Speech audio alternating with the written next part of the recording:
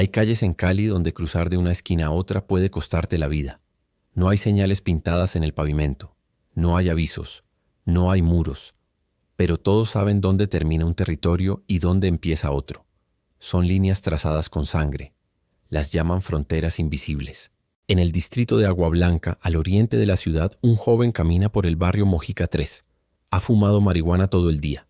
Se ha tomado 2 pastillas que llaman R en la calle, un medicamento para esquizofrénicos que se vende a 1.000 pesos el par. Va tan drogado que no se percata de algo crucial. Está cruzando una frontera invisible. No ve venir el golpe. Alguien lo golpea con un tubo. Queda ciego por la sangre. Besa el suelo. Se monta en su bicicleta medio inconsciente y pedalea a casa. Días después, uno de los hombres de la pandilla que supuestamente lo atacó aparece muerto con múltiples cuchilladas en el cuerpo. Así funciona la venganza en estas calles. En el barrio El Vergel, donde viven 5.000 personas, existen al menos 7 pandillas, una cada 3 cuadras. Los habitantes dicen en voz baja que el crimen más reciente lo cometieron los lecheros, una de las 16 bandas del sector. Dicen que lo apedrearon porque así se manda un mensaje más claro. Quieren guerra. Los lecheros han impuesto un toque de queda obligado para todos. Los locales comerciales deben cerrar antes de las 9 de la noche. Los profesores que dan clases en colegios de la zona no quieren turnos después de que cae el sol. Una docente que ruega mantener su identidad en reserva cuenta que la guerra de los lecheros contra otras 15 pandillas ha hecho el barrio invivible. Las fronteras invisibles ya no son por calles sino por metros. Cali tiene hoy 198 pandillas identificadas según varias fuentes que han estudiado este fenómeno. En 1992, esta ciudad tenía solo 10 pandillas de adolescentes armados. La cifra aumentó 1.300% en 2 décadas. Son más de 2.134 jóvenes que se pasan los días matándose entre sí, incluso antes de llegar a la mayoría de edad. El concepto de fronteras invisibles nace de la realidad de violencia en Colombia. Inicialmente se usaba para referirse a la división espacial de las zonas donde se desarrollaba el conflicto armado entre grupos insurgentes y fuerzas militares. Desde aproximadamente el año 2010, el término se comienza a utilizar para referirse a los conflictos de grupos en las ciudades, especialmente en Medellín y posteriormente en Cali. Las pandillas son parte activa de la comunidad. Sus acciones vinculan directa o indirectamente a todos los habitantes y afectan la realidad del barrio. Son actores permanentes que influyen en la cotidianidad del barrio y en la convivencia de todos sus habitantes. En muchas zonas de Agua Blanca no hay parques de uso libre. Popeye, de 16 años, dice que desde niños se acostumbran a encerrarse dentro de paredes invisibles que están en los andenes, pero ni siquiera eso los mantiene a salvo. Mientras habla nunca mira a su interlocutor. Siempre gira la cabeza sobre los hombros, alerta a cualquier movimiento extraño. Explica que allí donde hay pandillas la muerte suena. Zumba en realidad como una abeja. Si oye el zumbido es una bala. Y así no sea para uno, igual mata. En Comuneros 2, los profesores de educación física ya no dictan esa clase. No pueden sacar a los niños de los salones. Solo en el colegio Humberto Jordán Masuera hay 66 menores amenazados. Si alguno sale de ese sitio será una tragedia. Hay gente que está presa en una calle. En el barrio El Retiro, el primero en fundarse en la Comuna 15 del distrito de Agua Blanca, construido con balastro para tapar el fango por personas provenientes del Pacífico, han sido asesinadas 484 personas entre 2001 y 2015. Esta cifra lo ubica como el 4º barrio con más asesinatos en ese tiempo. Le dicen chinga. Mientras habla gira 360 grados sobre su eje. Cuando da la espalda se pueden ver las cicatrices de los disparos sobre su omoplato. También tiene una marca redonda y rugosa en la nuca. Cuenta que le dispararon unos tipos de Los Calvos hace cuestión de 2 años. No se molesta en explicar por qué. Lo único que dice es que ahora todo anda muy mal por ahí. Puede caminar hacia allá o hacia allá, señala. En realidad puede caminar hacia cualquier lado en un radio de 3 cuadras. Más allá lo matan. La policía ha identificado fronteras invisibles en barrios como Marroquín, El Vergel, Petecuy 1, 2 y 3, Alfonso Bonilla, Aragón, Mojica, Manuela Beltrán, Las Orquídeas, Comuneros 1, El Diamante y El Vallado. Las pandillas más reconocidas son Los Sardi, Cinta Larga, Petecuy 3, Los Langostinos, La Tatabrera, Los Lecheros, Los Calvos, La U y La Calle del Humo. Estas agrupaciones figuran en las listas de grupos que azotan los barrios. En el barrio Marroquín, El Vergel y Petecuy, la situación es crítica. Un investigador del Centro Técnico de Investigaciones explica que la problemática se ha agravado porque ya no se comercializa solamente marihuana, sino también drogas duras como cocaína, heroína y éxtasis en mayores cantidades que años atrás. Las cada vez más estrechas relaciones entre pandillas de criminales comunes y parches de jóvenes de estratos altos ha impulsado ese comercio ilegal. El surtido de drogas no es únicamente para el distrito, sino para barrios del sur y del norte de la ciudad. Antes peleaban por territorios. Como todo era invasión, defendían sus espacios a fuego porque necesitaban espacio para construir casas. Ahora se sumó el hecho de que tienen clientes fijos y rutas para sacar la droga. Si alguien se pasa a su territorio a vender, surge la violencia de pandillas, explica un oficial de la policía. Las zonas más afectadas por esta situación en Agua Blanca son las comunas 13, 14 y 15. Los barrios con mayores problemáticas son Mojica y Mariano Ramos. Un oficial de la policía que prefirió mantener su identidad en reserva dice que los muertos siguen siendo los mismos de siempre, los más jóvenes. Aunque le advirtieron que no volviera a caminar por la Florida, un asentamiento del oriente de Cali, Eliana Mosquera, vendedora ambulante, se atrevió a regresar. Quienes la conocieron creen que fueron más grandes las ganas de trabajar que el miedo. Y así, trabajando, fue que la encontró el hombre que le disparó por la espalda cuando ella pasaba vendiendo de puerta en puerta una mañana de agosto. Los 5 disparos fueron la sentencia por cruzar una de las llamadas fronteras invisibles. El ataque se podría deber a que un allegado suyo tenía problemas con una pandilla y se había esfumado. Ahora ella figura entre los más de 280 muertos que ya pesan en el listado de víctimas de ese año por cuenta de enfrentamientos que delimitan territorios en una docena de las 22 comunas de la capital del Valle del Cauca. Pero no son solo líos de pandillas los que marcan territorios donde compiten los urabeños y los rastrojos.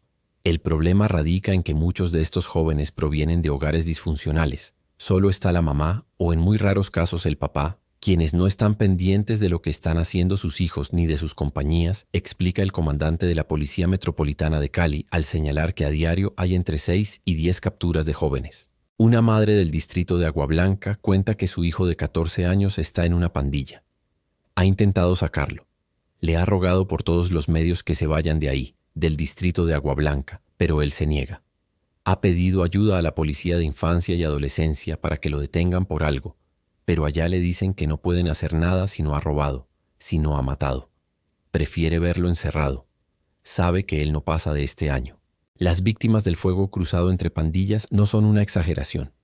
Carlos Andrés Villa iba saliendo de la iglesia de rezar la novena el 23 de diciembre y se dirigía hacia su casa en el barrio Eduardo Santos de la Comuna 12. En el camino lo alcanzaron las balas. Villa era un buen muchacho, dijo un amigo del barrio, a quien conoció en el grupo juvenil de la parroquia Santa Ana. Solo tenía 17 años. A pesar de no estar involucrado en ningún delito, murió por estar en el momento equivocado en el lugar equivocado. En 30 días de enero ya iban 12 menores asesinados. 12 menores muertos por las peleas entre pandillas. Venganzas, confrontaciones, balas perdidas. La guerra por esas fronteras invisibles que existen en la ciudad han cobrado la vida de menores que en varios casos nada tenían que ver con esa disputa.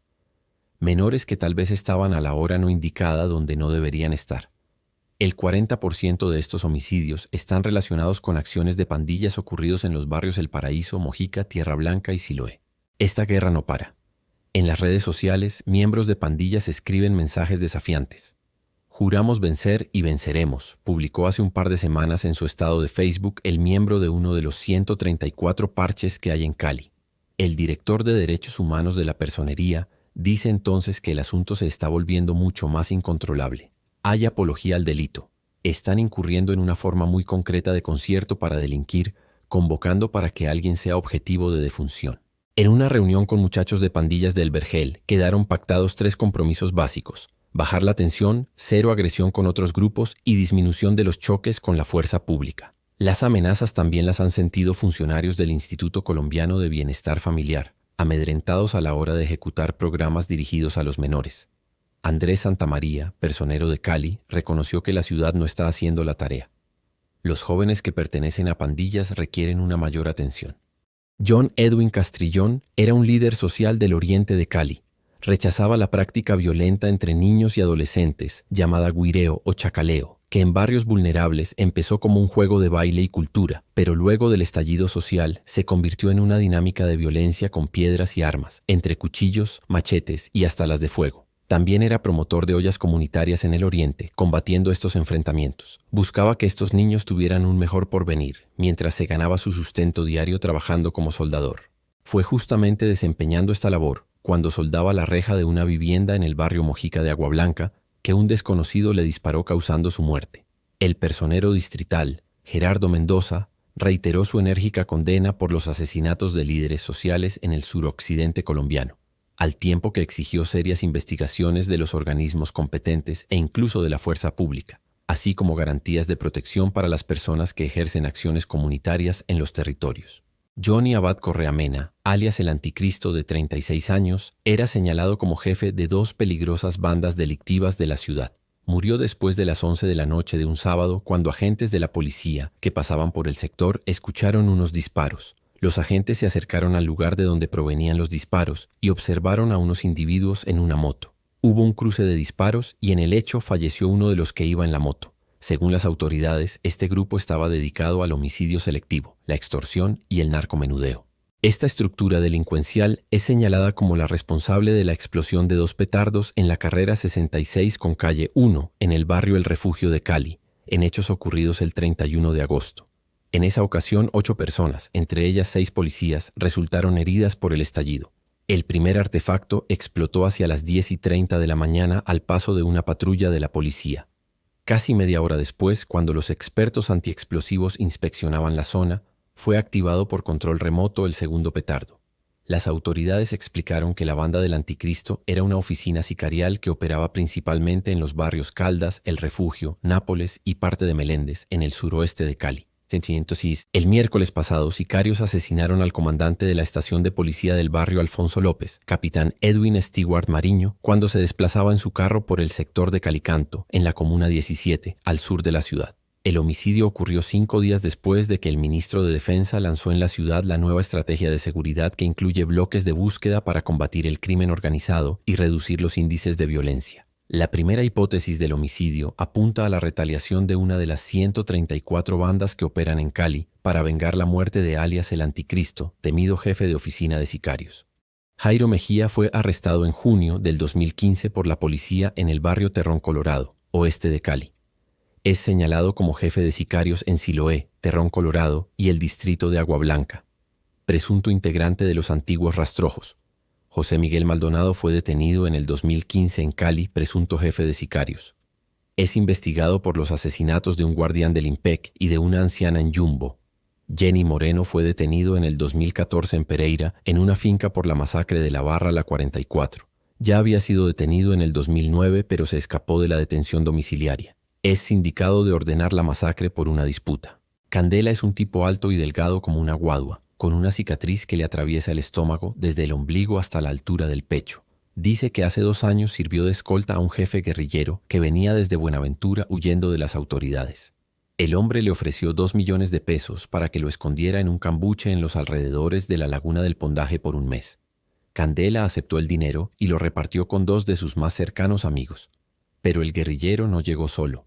Se apareció con 3 hombres más que formaban problema cada vez que se emborrachaban y hacían disparos al aire, diciendo que eran de las FARC, lo que pone a todos en estado de alerta.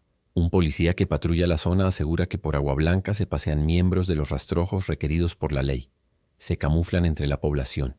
En las calles de Agua Blanca o la ladera de Cali se puede encontrar prácticamente cualquier arma, desde una pacha, arma artesanal hecha con 2 tubos de acero y 2 tiros, que cuesta entre 80 y 150 mil pesos, hasta una pistola 9 milímetros por la que se paga entre 1,5 millones y 2 millones, según fuentes de inteligencia. Alex, un expandillero de la ladera, cuenta que conseguir un arma en Cali es muy fácil, solo hay que tener el dinero y listo. Sin embargo, advierte, las armas no solo se cambian por dinero. Usan a los muchachos que quieren tener su pistola, entonces les dicen, venga, usted me mata a tal persona y se queda con el arma.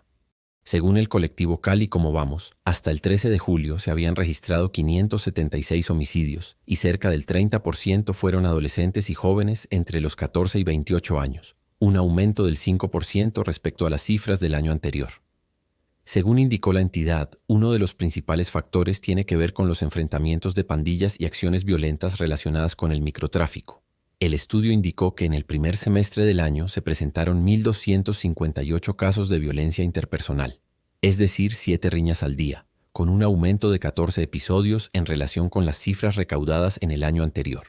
Las 4 comunas con más casos de homicidios pertenecen al distrito de Agua Blanca, uno de los más peligrosos de Cali, que concentra 4 de cada 10 homicidios en la capital del Valle del Cauca. El hallazgo de 3 cadáveres en una vieja casona ubicada en zona rural de Cali estaría relacionado a una disputa territorial por el tráfico de estupefacientes en una de las zonas de mayor incidencia de grupos delincuenciales en la ciudad. Un estudio de la Oficina de las Naciones Unidas contra la Droga y el Delito y la Alcaldía de la capital del Valle del Cauca logró identificar las 182 estructuras delincuenciales que serían responsables de la mayoría de los homicidios selectivos. El 79% de estos grupos criminales estarían concentrados en el distrito de Agua Blanca, en el oriente y en las montañas de Siloé, en la periferia occidental de la ciudad. En estos territorios se habría cometido el 51,4% de los 7.109 homicidios registrados en los últimos 5 años. Lastimosamente son las zonas con mayores índices de pobreza y población desplazada.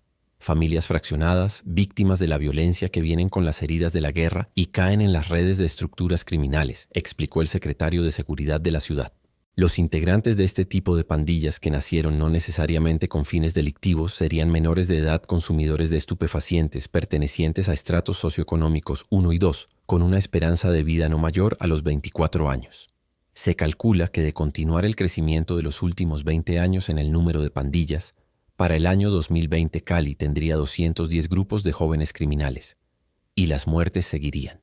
Un hombre se acaba de acoger a sentencia anticipada después de pertenecer a una oficina de sicarios. La confesión de uno de los integrantes de una oficina de sicarios ubicada en Cali permitió capturar a 8 personas vinculadas a una decena de homicidios. El testigo señaló al coordinador de todo como el que busca a los sicarios y cuadra quién da carro, quién da moto y conforma todo. A veces toma la foto a los muertos. Coordinó todos los homicidios mencionados. Hay iniciativas que buscan rescatar a los jóvenes de las pandillas.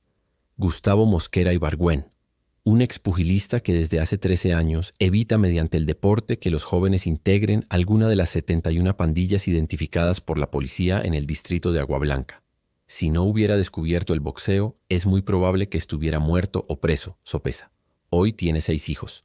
El programa de tratamiento integral de pandillas de la policía ha logrado que barrios como El Diamante, El Vallado, Mariano Ramos, Terrón Colorado y el sector de Siloé, que antes vivían una batalla campal, hoy gracias al trabajo conjunto entre la policía y líderes de estas zonas, jóvenes hayan logrado eliminar esas fronteras invisibles que los dividían.